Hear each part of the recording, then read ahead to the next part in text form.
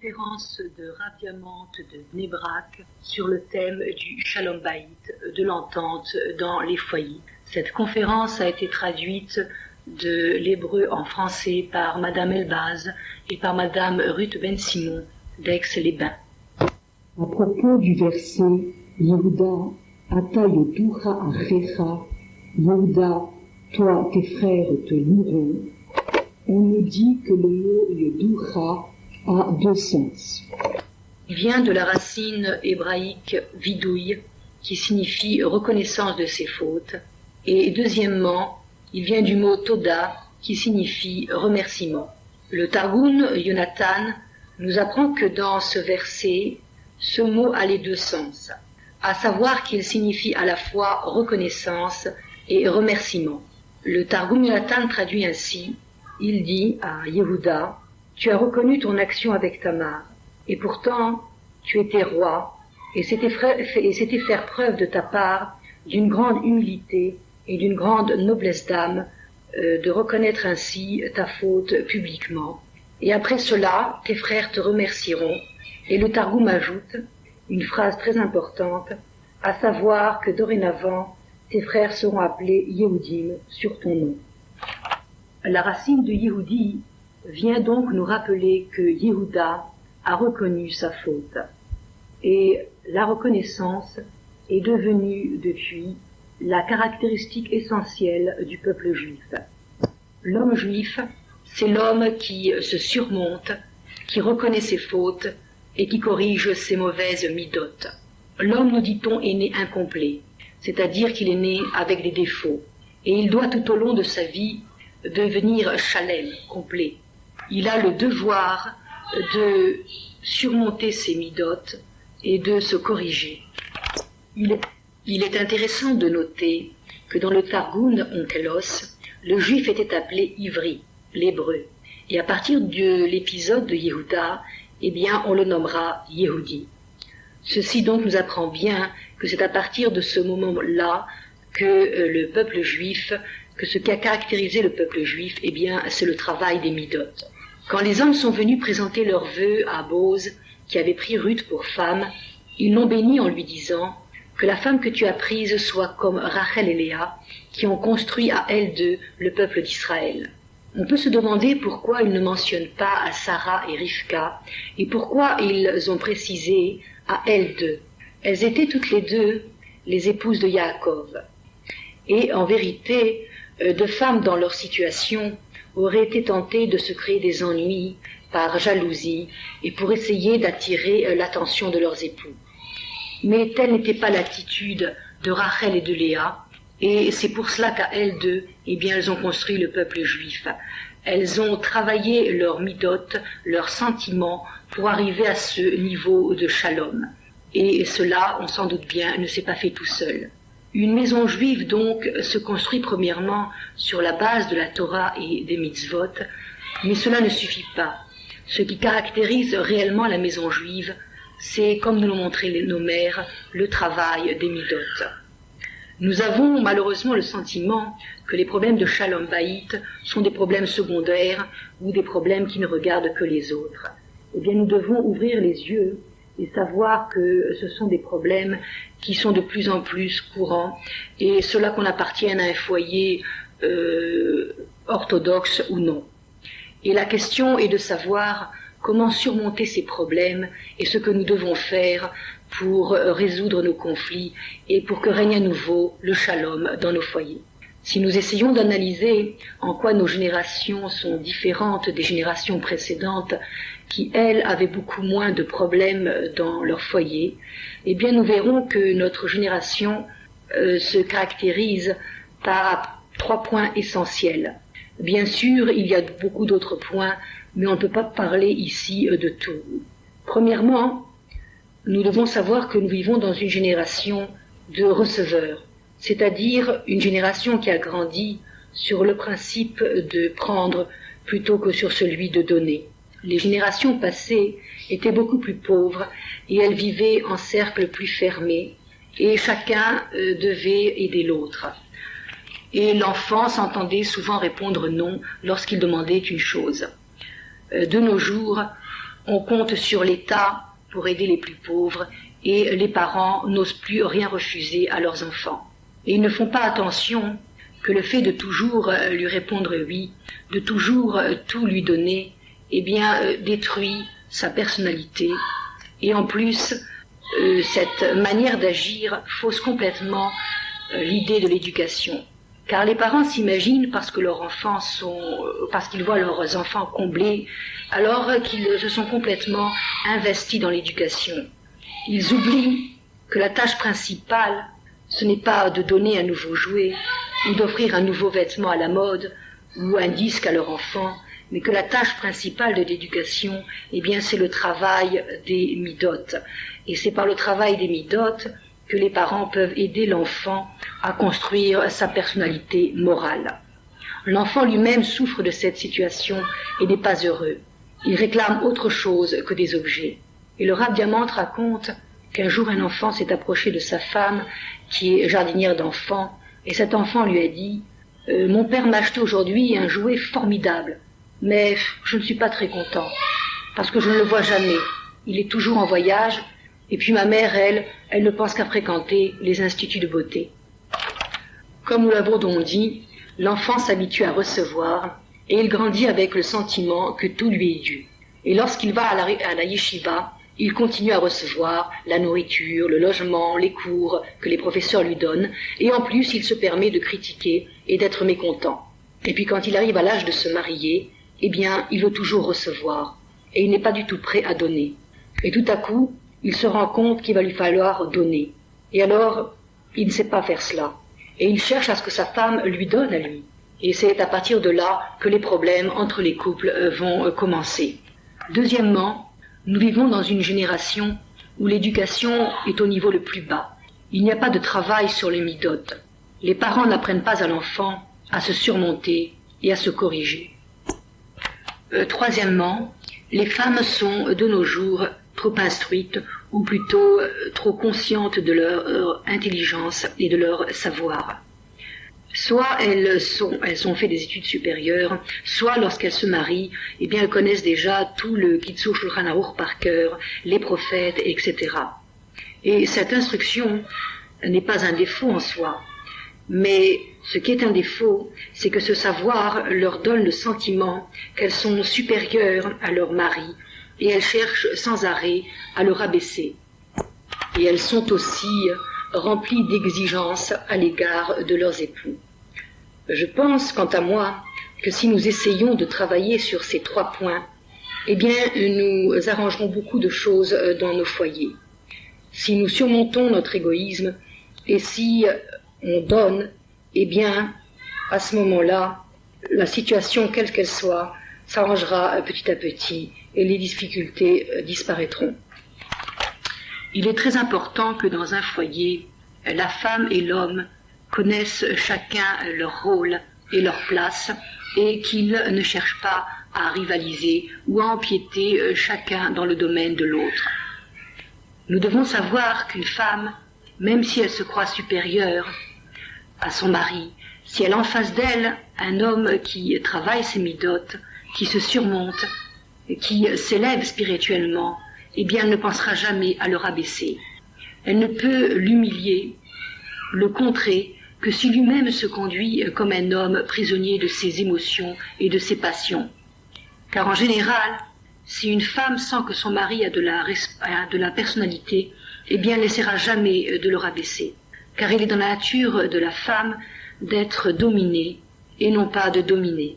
La femme veut cela, elle a besoin de cela pour se réaliser, pour être équilibrée. Comme nous le savons, après la faute d'Adam et de Chava, Dieu dit à Chava, « Et ton désir te conduira vers ton mari, et lui te dominera. » C'est donc bien la nature de la femme d'être dominée par son mari. Dieu l'a construite ainsi. Dans le plan divin, l'homme doit dominer sa femme, et Hachem a construit la femme pour qu'elle désire cette domination et pour que son épanouissement personnel passe par cette influence de son mari. Si une femme dans son foyer sent qu'elle veut gouverner, alors elle doit s'interroger et comprendre pourquoi elle a perdu sa nature de femme, sa féminité profonde. Et nous verrons bien souvent que si une femme réagit ainsi, c'est tout simplement parce qu'elle n'a pas en face d'elle un homme sur qui elle peut se reposer, vers qui elle peut tendre. La femme a besoin de l'attention de son mari, et s'il ne la lui donne pas, alors elle ne se laissera pas influencer par lui, dominée par lui. Nous pouvons être certains que si une femme reçoit toute l'attention qu'elle est en droit de recevoir de son mari, alors il n'y a aucune raison pour qu'elle ne se laisse pas gouverner par lui. Le Chazon-Ish dit « La femme se réjouit de la grâce qu'elle trouve aux yeux de son mari. Elle se réjouit des compliments, des appréciations de son mari, et alors elle tend ses yeux vers lui. » La nature profonde de la femme, c'est de rechercher sans arrêt l'attention de son mari. Elle veut lui plaire, et elle attend ses louanges, elle attend qu'il se préoccupe d'elle. Et lorsqu'elle est comblée sur ce chapitre, alors elle se sent bien et tout va pour le mieux dans le foyer. Le Stapler, lui, va beaucoup plus loin. Il nous dit, le principal de l'espoir de la femme dans ce monde, c'est que son mari l'aime. Si elle sent que son mari ne l'aime pas, si elle doute de lui, alors c'est terrible pour elle et elle est très malheureuse. Car tout l'espoir de la femme, c'est que son mari l'aime. Sinon, elle n'a plus de goût pour vivre. Et l'on voit très bien cela, par exemple, si nous prenons le cas d'une femme qui est ordonnée, soigneuse, bonne cuisinière, eh bien si son mari s'en va en voyage pour quelque temps, nous verrons bientôt qu'elle commencera à négliger sa maison, qu'elle prendra moins de soin à préparer ses repas. Que lui est-il donc arrivé ? Le monde ne s'est pas arrêté de tourner parce que son mari est parti en voyage. Eh bien tout simplement parce que son mari n'est pas là, elle n'a plus le goût, elle n'a plus envie de s'occuper de sa maison. Car tout ce que fait la femme, elle le fait uniquement pour son mari. Et face à tout ce dévouement de la femme, quelle est bien souvent l'attitude du mari ? Eh bien, c'est l'indifférence. Le mari ne voit rien et ne prête attention à rien. Et bien souvent, il ne dit pas bonjour ou merci, et il ne gratifie sa femme d'aucun compliment. Pourtant, s'il se mettait 2 secondes à sa place, il verrait bien combien son attitude peut blesser sa femme. Et qu'il s'imagine tout simplement qu'il est en train de faire un Dvar Torah au Kollel, et puis lorsqu'il a terminé, que personne ne vient lui dire un compliment ou ne vient lui faire une critique. Eh bien, il verra qu'il en sera très peiné et qu'il cherchera à savoir pourquoi on ne lui a rien dit. Rav Israël Salanter a dit à ce propos, « Dire à sa femme que la soupe était bonne, c'est comme dire à un Rosh Yeshiva, ton cours était bon. » Cela revêt la même importance. La maison, c'est le monde de la femme, et on ne doit pas dénigrer son monde. Et il faut savoir que la femme puise les forces pour continuer son travail dans l'appréciation de son mari. Il n'y a pas de travail plus ingrat que le travail de la maison, car c'est un travail qui ne se termine jamais. L'homme, de temps en temps, devrait s'arrêter devant une armoire ouverte et s'extasier, complimenter sa femme pour son ordre. Il devrait aussi penser plus souvent à lui dire merci pour le repas. Certains hommes penseront que tout cela est un peu excessif et qu'ils ne sont pas dans un restaurant. Alors le Rovot Alevovot leur dira « Celui qui n'est pas reconnaissant sort de l'ensemble du vivant qui parle pour entrer dans l'ensemble du vivant tout court. » Ce qui signifie que si le chesed, l'acte de faire du bien, est une qualité humaine, et que l'homme qui n'en fait pas est toujours cependant appelé un homme, eh bien la reconnaissance, la gratitude, c'est plus que cela. C'est l'essence même de l'homme, ce qui fait que l'homme mérite le nom d'homme. Et s'il n'est pas reconnaissant, alors il est appelé un animal. De plus, il n'y a vraiment aucune commune mesure entre un merci que l'on peut dire à un serveur et celui que l'on dit à sa femme. Dans le domaine de l'éducation, il nous faut aussi habituer l'enfant à dire merci à sa maman. De toutes les manières, les hommes doivent savoir que la nature est ainsi faite que si la femme ne reçoit pas l'attention nécessaire, alors elle la demandera par la force et l'obtiendra. Elle se disputera pour cela, car c'est vraiment sa nourriture, et l'attention lui est aussi nécessaire que l'air qu'elle respire. À ce moment-là, Rav Diamant a rapporté ce qu'un Kollelman lui avait dit un jour. Ce Kollelman lui avait dit « Je vis très bien avec ma femme et elle me laisse étudier, elle est vraiment extraordinaire, elle ne me demande rien du tout pour la maison. Et j'ai vraiment une perle. Mais il y a un point que je n'arrive pas à comprendre, un problème sur lequel je bute sans arrêt. Par exemple, de temps en temps, il lui arrive de me demander un petit service, comme par exemple aller à la poste acheter un timbre. Et moi, je demande à un de mes enfants de sortir pour acheter ce timbre. Alors à ce moment-là, ma femme rentre dans une folle colère, elle qui est d'habitude si douce, et elle éclate en me disant que c'est à moi qu'elle a demandé d'acheter ce timbre, et que si elle avait voulu, elle aurait demandé à elle-même, à son fils, d'aller l'acheter. Et alors moi je lui réponds, qu'est-ce que ça peut faire que ça soit moi ou lui? Et elle se met de plus belle en colère. Et vraiment, je ne comprends pas jusqu'à présent ce que j'ai bien pu faire de mal et quelle est l'importance de ce fait. À propos de cette histoire, Rav Diamant a souligné que cet homme n'en comprenait pas que sa femme est construite sur l'attention que son mari lui porte. Et que de temps en temps, cette femme voulait sentir l'attention de son mari. Elle voulait sentir qu'elle pouvait compter sur lui et qu'il faisait bien partie de la maison. Et c'est pour ça qu'elle se mettait très en colère s'il ne faisait pas lui-même le service qu'elle lui demandait. Rav Diamant a raconté aussi un autre fait qui illustre bien l'importance que la femme accorde à l'attention que l'homme peut lui porter. Un jeune homme est venu un jour chez Rav Diamant et lui a raconté qu'il était marié déjà depuis 7 ans et que vraiment sa femme était une femme très difficile, qu'il lui était impossible de la contenter. Elle voulait toujours quelque chose et elle lui reprochait sans arrêt qu'il ne s'occupait pas d'elle et de la maison. Et pourtant, cet homme-là s'endettait beaucoup pour offrir à sa femme une jolie maison et s'occupait au contraire beaucoup de l'intérieur de la maison puisqu'il était très bricoleur. Alors cet homme voulait que Rav Diamant fasse une bonne leçon de morale à sa femme. Rav Diamant lui a répondu « Cela fait 7 ans que tu es marié avec ta femme, et moi je n'ai pas vu ta femme, je ne l'ai pas entendue, mais je la comprends très bien. Toi, tu ne comprends pas ce que ta femme te crie du plus profond de son âme. Elle ne veut pas une belle maison, elle ne veut pas de dette, elle ne veut pas que tu bricoles sans arrêt. Ce qu'elle veut de toi, ce qu'elle demande de toi, c'est un peu plus d'attention, un sourire, un mot doux, un compliment. Et cela, toi, tu ne l'as pas compris. L'homme doit se conduire avec sa femme de telle sorte qu'elle se sente bien sa femme. Et cela, il ne peut le faire qu'à travers son attention. Et s'il n'agit pas ainsi, si la femme n'a pas cela, alors tout s'effondre dans la maison comme un jeu de cartes. Malheureusement, beaucoup d'hommes ne veulent pas donner de l'attention à leur femme. Ils s'imaginent que cela serait comme un jeu, que cela manquerait de naturel. Et alors, Rav Diamant répond à ces hommes-là que cette gêne vient de l'orgueil. C'est l'orgueil qui les empêche de donner à leur femme ce dont elle a besoin. Est-ce que l'on parle à un enfant de 2 ans par exemple, comme un adulte? Non, on cherchera son langage. De la même manière, il faut parler à sa femme une langue qui la touche, une langue qu'elle comprenne. Il est dit « descends d'une marche et épouse une femme », c'est-à-dire que l'homme doit descendre de son niveau pour se placer au niveau de sa femme.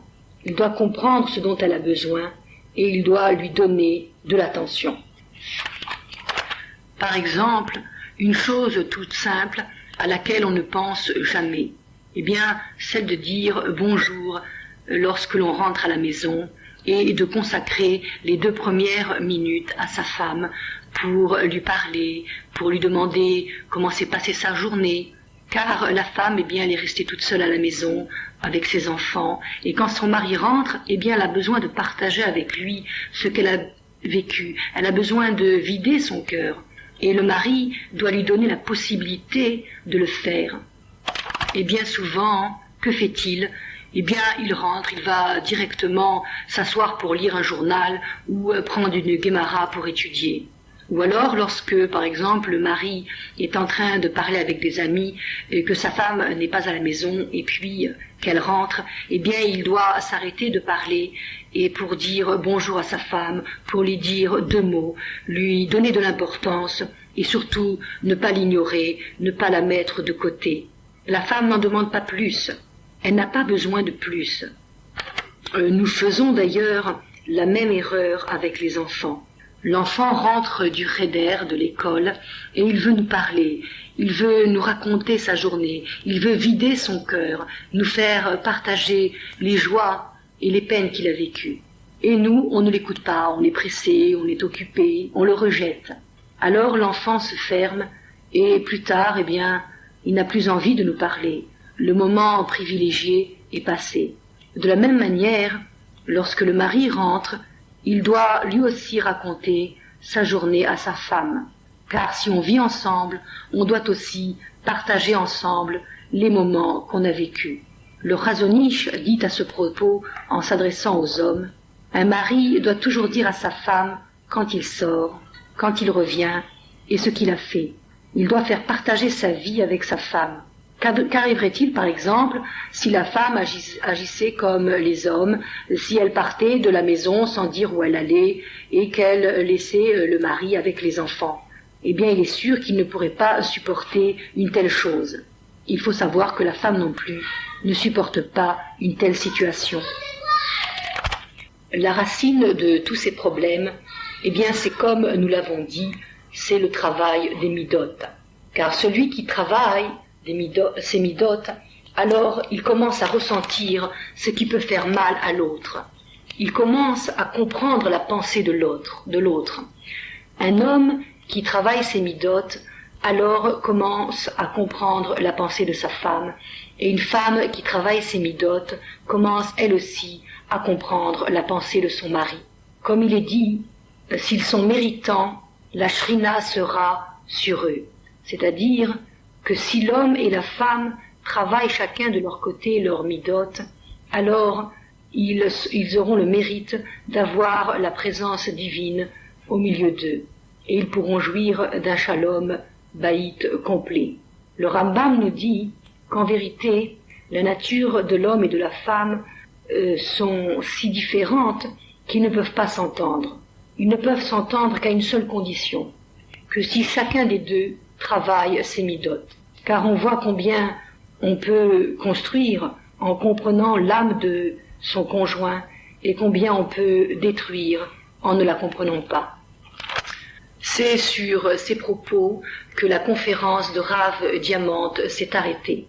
Pour nous résumer, nous dirons que si l'on veut jouir dans sa maison d'un shalom baït, ou si l'on veut réparer les problèmes que l'on a dans son couple, eh bien, il faut premièrement que notre foyer soit basé sur la Torah et les mitzvot.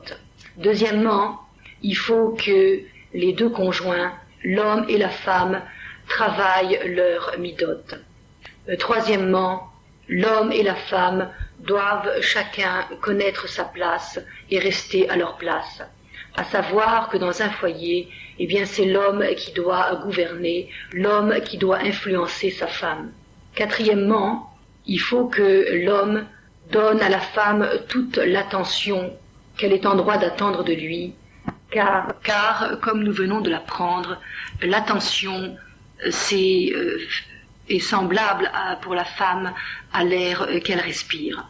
Cinquièmement, le couple doit partager et les joies et les peines. Ils doivent apprendre à communiquer, à se parler. Nous espérons, avec l'aide de Dieu, que si chacun d'entre nous suit ses conseils, eh bien, tout s'améliorera dans les foyers.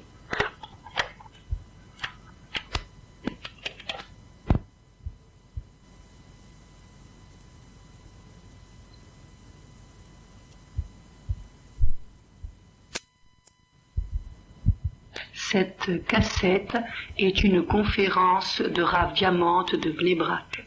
Cette conférence a été traduite de l'hébreu en français par Madame Elbaz et par Madame Ruth Ben Simon d'Aix-les-Bains.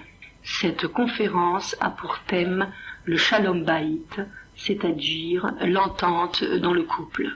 Le Rav Diamant commence son discours en disant que le Gaon de Vilna, dans son livre Even Shlema, écrit au tout début « Le principal de la vie de l'homme est de se renforcer dans le travail des midot, c'est-à-dire dans le travail des traits de son caractère et dans ses émotions. Sinon, s'il ne fait pas ce travail, quel est le sens de sa vie et pourquoi vit-il ? Pourquoi dit-on le principal de la vie de l'homme ?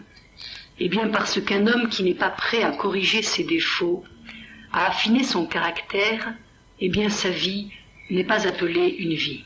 En ce qui concerne le Shalom Bayit, nous comprendrons facilement que si la vie de l'homme c'est le travail de ses midot, eh bien il en est de même dans sa vie de couple qui est, pour ainsi dire, toute l'existence de l'être humain.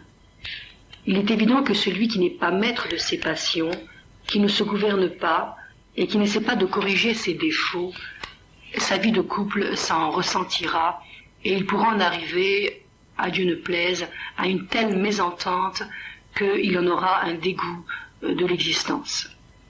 Et ce n'est pas du tout exagéré de parler ainsi. Comme il est écrit dans la Gemara, si un homme et une femme sont méritants, alors la présence divine régnera sur eux. S'ils sont méritants, cela signifie s'ils ont travaillé, s'ils ont affiné et purifié leur midot.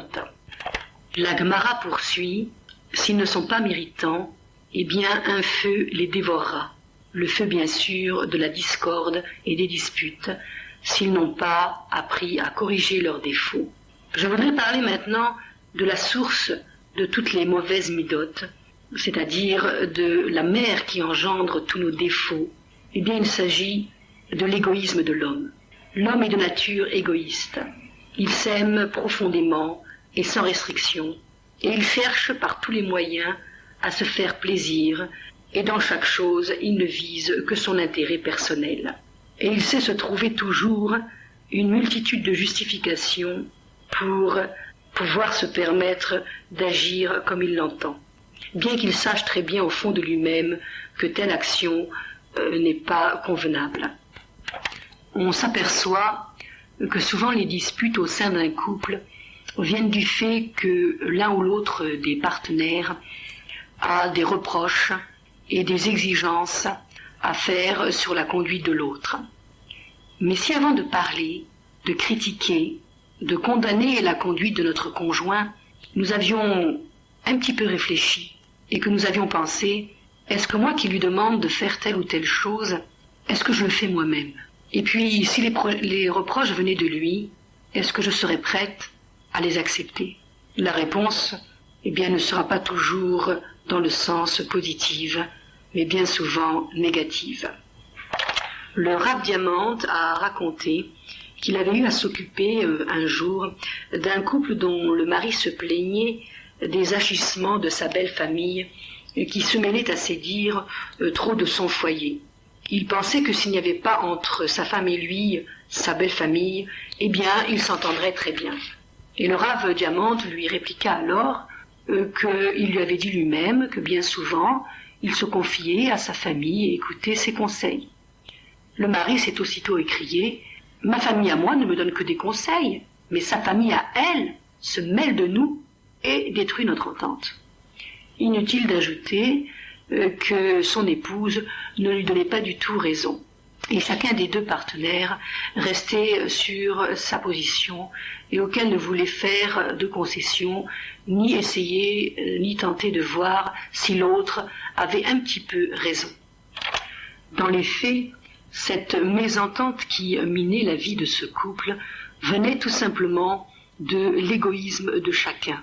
En effet, chaque individu pense que ce qu'il fait lui, c'est bien, et que ce que fait l'autre, eh bien, c'est mauvais. Et cet amour de soi est si important qu'il aveugle complètement l'homme à tel point qu'il ne voit plus l'autre, qu'il ne voit plus son partenaire.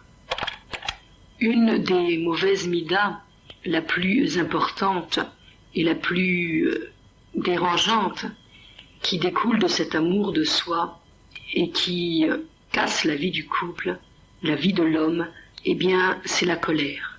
Il est pratiquement impossible de trouver un couple dont les deux conjoints savent rester calmes et sont posés et ne se mettent jamais en colère, soit à cause de leur contrariété, soit à cause de leurs enfants. Il faut savoir que lorsque l'homme s'énerve, il ne se commande plus et il fait des choses, il dit des choses qui détruisent la vie familiale et qui détruisent aussi l'éducation des enfants. Et bien souvent, la colère passée, on repense avec honte à sa conduite et on s'aperçoit qu'on s'est énervé sur une petite chose vraiment insignifiante qui ne méritait pas tout ce bruit et tout cet échauffement. Et pourtant, on n'a pas su se retenir et on s'est mis en colère. Il est écrit, on reconnaît l'homme par 3 choses. Quand on dit on reconnaît, c'est-à-dire on découvre la véritable nature de l'homme à l'aide de 3 choses. Par son verre, par sa poche et puis par sa colère. En effet, lorsque l'homme boit ou lorsqu'il doit dépenser son argent, eh bien, il dévoile sa nature. Mais il est facile de parler et de condamner la colère, me direz-vous. Ce qu'il faut, c'est parler plus positivement et savoir comment peut-on s'y prendre pour corriger cette mauvaise mida et pour arriver à se défaire totalement d'elle. Ibn Ezra a dit « Shuva Israël ad Hashem Elokecha » Retourne Israël jusque Hachem ton Dieu. Et il explique ainsi la première partie de cette phrase Shuva Israël, retourne Israël, c'est-à-dire qu'il nous faut retourner à petits pas à pas, jusqu'à Hachem notre Dieu. Il nous apprend là comment il faut travailler nos midotes pour arriver jusqu'à Hachem. Il faut travailler petit à petit. C'est-à-dire que si tout d'un coup on prend la décision d'arrêter de se mettre en colère, eh bien il est certain qu'on ne pourra pas tenir cette décision et qu'on retombera très facilement. Parce que nous n'avons pas la force nécessaire de nous transformer en un jour. Il faut du temps, de la constance, de la fidélité dans son travail pour arriver à se transformer. Rav Israël Salanter dit lui-même: il est beaucoup plus facile de terminer le chasse, c'est-à-dire toute l'étude du Talmud, que de surmonter un seul de ses défauts. Terminer le chasse, nous savons tous que c'est déjà très difficile. Alors, que faut-il penser de la difficulté de surmonter un défaut? Petit à petit, cela signifie que, premièrement, nous devons prendre la décision ferme de travailler sur nous-mêmes. Et sans cette décision, sans ce réveil de notre volonté, il n'est pas de travail possible. Il faut réellement comprendre non seulement avec notre tête, mais aussi avec notre cœur, avec notre corps, que la colère est une chose très mauvaise, est un défaut qui compromet totalement l'entente de notre foyer et puis aussi notre avancement spirituel. Et surtout, nous empêche d'éduquer nos enfants comme il se doit. Alors, il faut décider véritablement de se débarrasser de cette colère. Deuxièmement, pour débuter ce travail, eh bien, il faut prendre une petite décision. Par exemple, on peut très bien décider de lire chaque soir pendant 10 minutes un livre de Moussar, c'est-à-dire de morale, qui traiterait de ce sujet. Ou bien, on peut décider à partir de l'Adlakat Nerot, de l'allumage des bougies, jusqu'au repas de Shabbat, eh bien, de ne pas s'énerver, de ne pas se mettre en colère durant cette petite heure. Et cela, quelles que soient les circonstances de notre journée, c'est-à-dire même si on est fatigué, même si on est contrarié, même si les enfants tournent autour de nous et nous agacent, même s'il y a du bruit. On décide que cette heure est une heure de avoda, de travail sur nous-mêmes, et alors à ce moment-là, on fera partie des gens qui ont commencé à travailler sur leur midot, on fera partie des gens qui ont commencé à vivre. Et ce travail va peut-être nous prendre 1 mois, 2 mois, 3 mois et plus, jusqu'à que cette heure nous devienne une heure de plaisir, et non plus une heure où l'on se force avec difficulté à se maîtriser, à rentrer sa colère. Alors, une fois que cette chose-là nous est devenue habituelle, qu'on l'a bien intégrée dans notre emploi du temps, alors on pourra reconnaître qu'il est venu pour nous le temps d'ajouter à cette heure un autre moment. Par exemple, d'ajouter tout le temps du repas du Shabbat. Et cela, c'est un petit peu plus difficile parce qu'on sait que le temps du repas met souvent les nerfs à rude épreuve. Par exemple, un enfant qui ne veut pas manger, ou alors qui se tient mal, les invités qui n'apprécient peut-être pas le repas, un verre qui s'est renversé sur la belle nappe blanche, etc., etc.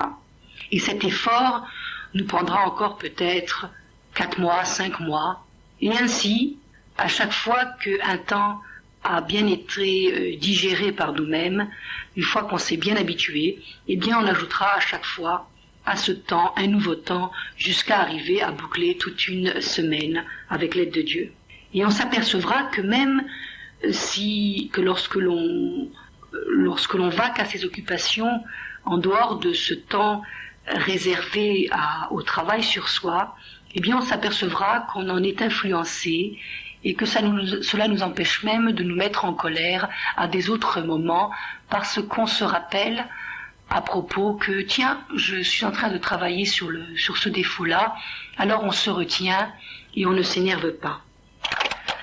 Celui qui n'est pas prêt à travailler durant des années sur ses défauts, eh bien il faut savoir que celui-là n'arrivera à rien, car le travail des midot est un travail de longue haleine.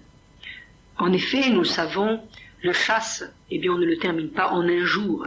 C'est chaque jour qu'on fait une page et une page et une page, et cela prend 7 ans pour le terminer.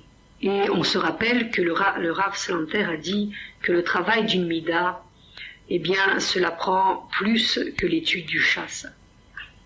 Nous devons donc être prêts à travailler des années et des années sur un même défaut. Et il faut savoir que c'est très important de commencer par le défaut de la colère, parce que la colère, eh bien, engendre un tas d'autres problèmes, un tas d'autres défauts. Et qu'en travaillant directement sur la colère, eh bien, nous travaillons en même temps sur notre égoïsme et nous apprenons petit à petit à voir que l'autre existe et à remplir la mitzvah de la Torah qui est le Ahavta l'ereacha kamocha, d'aimer son prochain comme soi-même. Et c'est ainsi que nous pourrons avancer spirituellement et faire régner la paix petit à petit dans notre foyer. Une des autres terribles conséquences de notre égoïsme, eh bien, c'est l'orgueil. C'est l'orgueil qui engendre chez nous le désir constant de nous surpasser aux autres, de nous montrer plus supérieurs à nos voisins, de vouloir les dépasser dans tous les domaines. Et c'est une véritable course qui casse bien des foyers. Si l'on voulait un petit peu analyser sa conduite, eh bien on verrait que la plupart du temps, on fait des choses parce que le voisin le fait, on achète tel ou tel vêtement, telle ou telle marque de voiture, et bien parce qu'on a vu la même, soit chez nos collègues, soit chez nos cousins, cousines, soit parce que notre femme l'a vu chez la femme du voisin et qu'elle ne veut pas paraître inférieure à son entourage. Et si nous faisons le décompte de notre existence, eh bien nous nous apercevons avec effarement que les 3/4 du temps, nous agissons uniquement pour parader devant les autres, pour nous montrer supérieurs, pour leur en jeter, comme on dit vulgairement, plein la vue. Et cette rivalité insensée nous pousse vraiment dans une course effrénée qui finit par nous empoisonner complètement l'existence et par faire souffrir tous les membres de la famille, jusqu'à nos enfants qui imitent notre conduite et qui eux aussi veulent parader devant leurs petits camarades et exigent qu'on leur achète telle ou telle paire de chaussures, tel ou tel vêtement, qui suit la mode et qui les fera se remarquer devant leurs petits camarades. Et les jeunes couples se sont laissés eux aussi emprisonnés par cette soif de consommation, et ils veulent imiter les autres, et ils veulent bien entendu posséder tout de suite, et pour cela, alors ils s'endettent considérablement afin de pouvoir tout s'acheter, de ne pas faire tâche, de tout posséder comme les voisins. Et toutes ces dettes, entraînent de profondes angoisses et beaucoup de disputes au niveau du couple. C'est pourquoi il faut méditer sur ce que nos sages ont dit, à savoir la pauvreté sied bien à Israël. Qu'ont-ils voulu dire par là? Bien entendu, il ne s'agit pas d'une pauvreté qui nous relèguerait au rang de mendiants, mais tout simplement que les Bnei Israël doivent apprendre la simplicité, doivent apprendre à se contenter de leur part et doivent surtout redécouvrir les vraies valeurs juives qui sont la réserve, la pudeur et la reconnaissance envers le Créateur pour tout ce qu'il nous donne. Il nous suffit pour nous convaincre de nos oublis, de voir souvent l'image de ces femmes qui sont habillées comme on à l'extérieur de leur maison, et puis qui, chez elles, ont une tenue très négligée. Par exemple, on a vu souvent le mari qui revenait du travail ou bien du kollel. Il revient chez lui et il trouve une femme vraiment habillée n'importe comment et qui ne l'attend même pas. Et puis s'il lui dit qu'ils vont sortir à l'extérieur, tout de suite il verra sa femme entrer dans la salle de bain pour s'arranger, se maquiller, s'habiller, et ça sera une véritable lady qui va sortir avec lui. Et tout ça pourquoi? Tout ça pour les autres, tout ça pour la parade, tout ça pour se montrer. Et cette mauvaise habitude que nous avons pris de toujours vouloir rivaliser avec notre entourage et surtout de nous croire supérieurs, c'est cette mauvaise mida va engendrer chez nous une insatisfaction, et nous voudrons toujours plus, et nous chercherons toujours à travers notre conjoint à briller, et nous ne serons jamais contents de lui, et nous lui ferons sans arrêt des reproches: pourquoi tu ne gagnes pas plus d'argent, ou pourquoi est-ce que tu n'étudies pas plus, ou pourquoi tu n'es pas un Talmid Chacham, ou pourquoi tu n'es pas un grand banquier, un grand commerçant, et que sais-je encore. Il nous appartient donc de découvrir à nouveau les vraies valeurs, les valeurs de la Torah, les valeurs de la vie. Le Rav Diamante raconte l'histoire d'une femme qui avait 4 doctorats et puis qui s'est finalement mariée avec un jeune bachour yeshiva qui n'avait jamais fait d'études supérieures et qui était toujours resté en yeshiva. Et des personnes sont venues vers le bachour, vers le jeune homme, et lui ont dit: mais dis-moi, est-ce que tu n'as pas peur de te marier avec une femme comme ça, qui a 4 doctorats? Est-ce que tu ne vas pas te sentir diminué par rapport à elle? Et le jeune homme a répondu: j'ai discuté avec ma future femme, j'ai découvert en elle une réelle simplicité. Et je pense qu'avec cette qualité qu'elle a, nous pourrons très bien nous arranger et qu'il y aura le shalom entre nous.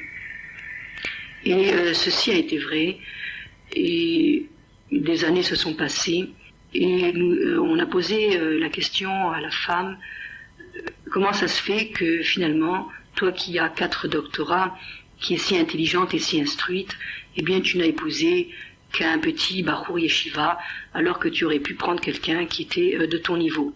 Et cette jeune femme a répondu que l'instruction, c'était une chose tout à fait relative, que d'abord étudier l'histoire, la géographie, l'anglais et la physique, ce n'était là que des matières finies, que des matières relatives, et qu'elle savait très bien que la Torah que étudie son mari, que les pages de la Gemara qu'il étudie, sont bien plus importantes que tous ses diplômes et que tout son savoir. Nous comprenons maintenant en quoi consistait la simplicité de cette jeune femme. Eh bien, tout simplement à reconnaître l'importance de l'étude de la Torah, qui est une étude divine, et bien entendu à reconnaître sa place, la place de la femme. Elle savait très bien que l'homme et la femme sont égaux et complémentaires, eh bien ils ont des tâches différentes, et parce qu'ils ont des tâches différentes, des rôles différents, eh bien Akadosh Baruch Hu les a construits différemment. Ils n'ont pas le même intellect, ni les mêmes émotions, ni la même sensibilité, et bien entendu ni le même physique. Donc il est vain de vouloir, pour une femme, de vouloir comparer son intelligence à l'intelligence de son mari et d'essayer de vouloir rivaliser avec lui. Comme on voit malheureusement de nos jours, où les jeunes filles qui ont eu un peu d'instruction, qui ont fait des études supérieures, qui ont des diplômes, et même nos jeunes filles qui ont étudié dans des séminaires beaucoup d'histoire juive, les prophètes et les dynimes, s'imaginent qu'elles sont plus intelligentes que leurs maris qui n'ont pas étudié tout cela. Eh bien, il faut qu'elles s'arrachent de la tête ces idées qui sont complètement erronées. Il lui faut aussi méditer ce qui est écrit dans la Gemara, à savoir qu'on envoie un zivoug à une personne selon ses actions et qu'on ne reçoit que ce que l'on mérite. C'est-à-dire qu'il est certain que chaque couple est, grâce à Dieu, bien assorti. Mais à partir de là, eh bien, il faut se travailler ses midotes, travailler à l'épanouissement de son conjoint en le poussant à s'élever et surtout en ne cherchant aucune querelle et en ne critiquant pas sans arrêt et en ne se plaignant pas sans arrêt de son sort. Et ainsi on fera venir la présence divine dans son foyer. C'est sur ces bonnes paroles que la conférence du Rav Diamante s'est arrêtée. Je voudrais vous lire maintenant un petit feuillet que Madame Elbaz a traduit du livre de Rabbi Zelink Pliskin, de son livre Gateway to Happiness, et qui exprime 10 règles pour être heureux en mariage. Premièrement, il faut se concentrer surtout sur l'acte de donner, plutôt que sur celui de prendre. Si notre but est de faire plaisir à notre partenaire, alors nous trouverons toujours la possibilité d'y arriver. Et indirectement, on y gagnera beaucoup, puisqu'il est connu qu'on a toujours tendance à rendre le bien que l'on nous fait. Deuxièmement, il faut faire très attention à ne pas répondre lorsque notre conjoint nous blesse verbalement. Il faut ignorer les vexations, et ainsi nous éviterons des disputes inutiles. Et finalement, on s'apercevra que ce moment désagréable est bien vite passé. Troisièmement, il nous faut abandonner les espérances irréalisables. C'est-à-dire qu'il y a des personnes qui se marient avec des espérances secrètement entretenues. Elles veulent telle ou telle chose, elles espéraient telle ou telle chose, elles avaient telle ou telle ambition. Et il faut qu'elles abandonnent tous ces désirs irréalisables, et ainsi elles éviteront bien des frustrations et bien des colères inutiles. Il ne faut pas s'attendre à épouser un conjoint parfait, de même que nous ne sommes pas nous-mêmes parfaits, et il nous faut faire des concessions, et surtout, nous ne devons pas faire de comparaison avec nos voisins. Quatrièmement, évitons de dire constamment « c'est affreux » pour tout ce qui nous déplaît. Il faut essayer de voir les choses du côté positif, parler positivement, et alors on verra que le ciel s'éclaircit et qu'il fait beaucoup plus souvent soleil que pluie. Cinquièmement, il nous faut essayer de trouver des moyens pour donner envie à notre conjoint de faire ce qu'on lui demande. Si notre premier essai ne donne pas de résultat, eh bien, il faut tout simplement poursuivre avec d'autres méthodes. Et surtout, n'oublions pas qu'un compliment bien à propos peut jouer un rôle très important. Sixièmement, il faut prendre conscience que la réponse que l'autre nous donne reflète la qualité de notre dialogue. Nous devons donc choisir clairement notre objectif.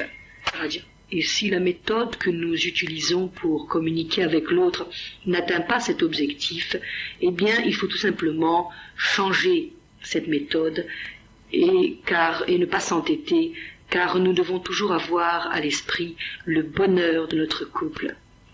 Septièmement, il faut être prêt à faire des concessions. Il faut être prêt à se comporter à l'égard de l'autre comme on aimerait qu'il se comporte avec nous. Huitièmement, nous ne devons pas sans cesse blâmer et condamner notre conjoint pour chacune de ses erreurs. Mais nous devons réfléchir à la meilleure méthode pour empêcher que ces erreurs ne se reproduisent.